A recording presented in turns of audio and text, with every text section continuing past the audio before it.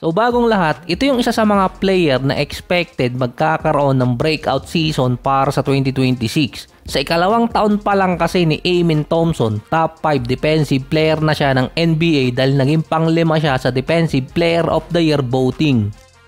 Naging member din siya ng All-NBA First Team. Last season, nag-average si Thompson ng 14 points, 8 rebounds, almost 4 assists, 1 steal at 1 block per game. Siya din yung player na sinabing untouchable sa Houston na kahit anong trade, kapag hiningi siya ng isang team, agad rejected. Isa din sa mga reason kung bakit si Jalen Green ang binigay nitong Houston para kapalit ni Kevin Durant. Sinabi na rin ng mga former NBA player na naging analyst ngayon tulad ni Jeff Teague, Kendrick Perkins, Richard Jefferson, Baron Davis, Jamal Crawford na si Amen Thompson ang magiging foundation ng Houston, hindi si Sengun. Good player na siya last season, magiging great player pa siya next year. Iisa lang naman ang player na pwedeng pagkumparan kay Thompson, si Kawhi. Dahil nga bago naging star player si Kawhi, naging kilalang defensive player muna. Mas nauna siyang manalo ng Finals MVP at Defensive Player of the Year bago maging All-Star. Halos parehas ng build si Kawhi at si Thompson. 6'7" small forward. Si Thompson din ang player sa linya ng mga small forward, ang number 2 pagdating sa blocks. Ang number 1 kasi doon si Peyton Watson ng Denver Nuggets.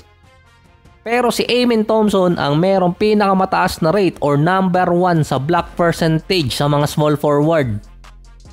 So back to basic muna, balikan muna natin yung kwento ni Amen Thompson. Silang magkapatid ni Ausar Thompson ang may acronym sa pangalan. Ames XLNC Thompson yung pangalan talaga niya.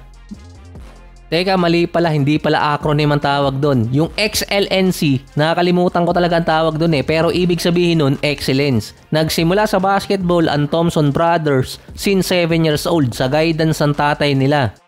Naging homeschool pa yung kambal para lang makapag-focus ng basketball mula 6th grade hanggang 7th grade. Saka lumipat ng Florida sa kanilang sophomore year sa high school.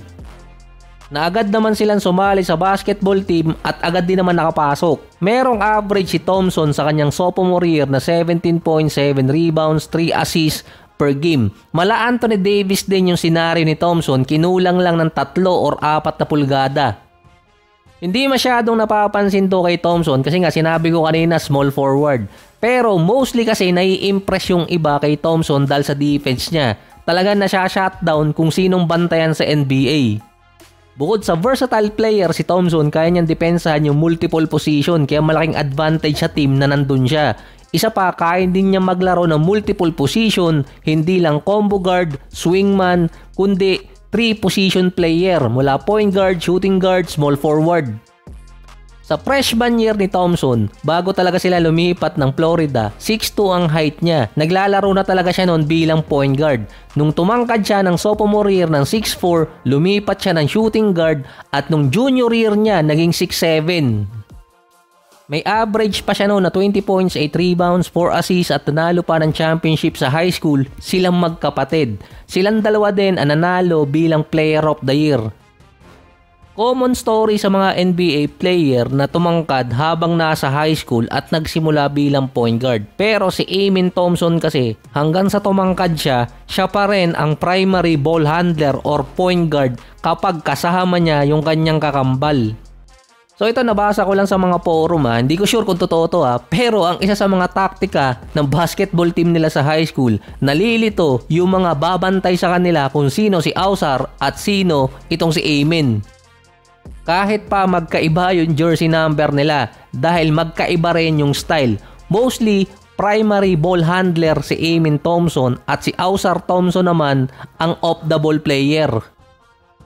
Highly recruited ang Thompson brothers sa high school. Kaso, nung time nito, noong 2021, papasok ng kanilang senior year, yung mga ibang players or high prospect pumupunta sa alternative na liga kaysa maglaro sa college.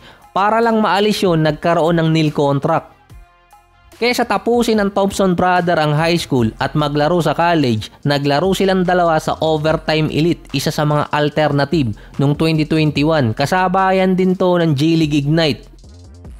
Naglaro sila doon sa loob ng 2 taon. Ang kalaban nila yung mga high prospect din mula 2021 hanggang 2023. Sa 2022 kasi pwede na talagang sumali noon ng Thompson Brothers sa NBA draft. Pero inabutan ng rule dahil 1 year na silang wala sa high school kasi nga dumiretso sila ng pro pero wala pa silang 19 years old sa calendar year ng NBA.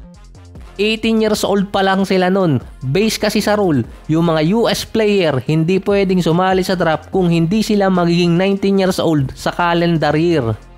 So hindi nila na-bypass yun, kaya kailangan nilang tapusin yung 2023 at maging 19 years old. Na sumali naman yung magkapatid noong 2023 at nakapasok sa top 5 itong si Amen Thompson. Magkasunod nga lang sila eh. Sa top 5 din na napili ng 2023, tanging si Brandon Miller lang ang nakapaglaro sa US NCAA. Yung iba, galing ibang bansa or kaya sa alternative. Buti hindi nabaligtad yung pinili na Houston kasi identical talaga yung kambal.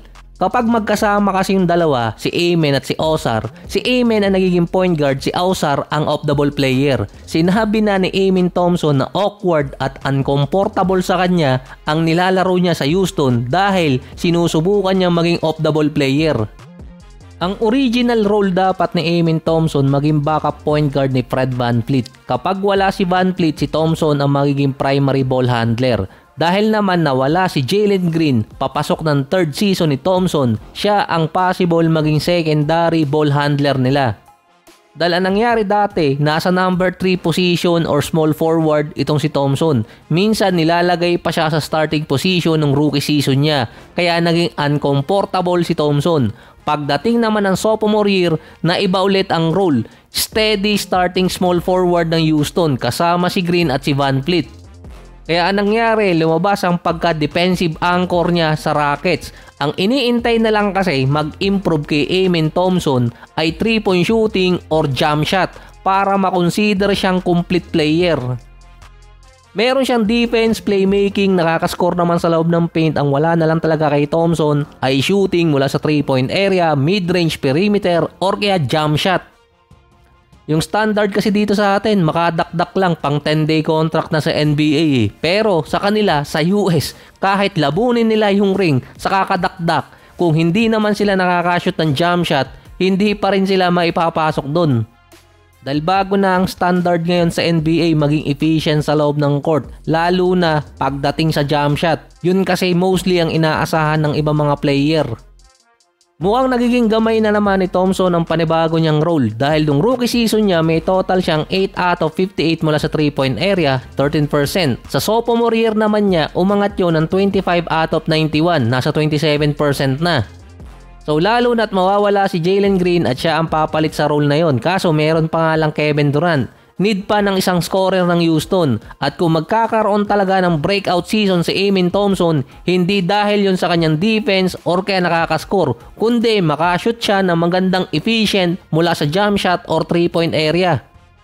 Common na hinahanap ng mga teams yung star two-way player tulad ni Paul George, Kawhi at Butler lalo na ng mga prime nila. Sa tatlong players din na yan, halos katulad ni Thompson, kayang maging playmaker ng isang team. Sa tatlong din na yan na nabanggit, tanging si Butler lang ang hindi pala tira sa 3-point area. Pero sa mid-range, maaasahan siya. Yun ang wala din kay Thompson.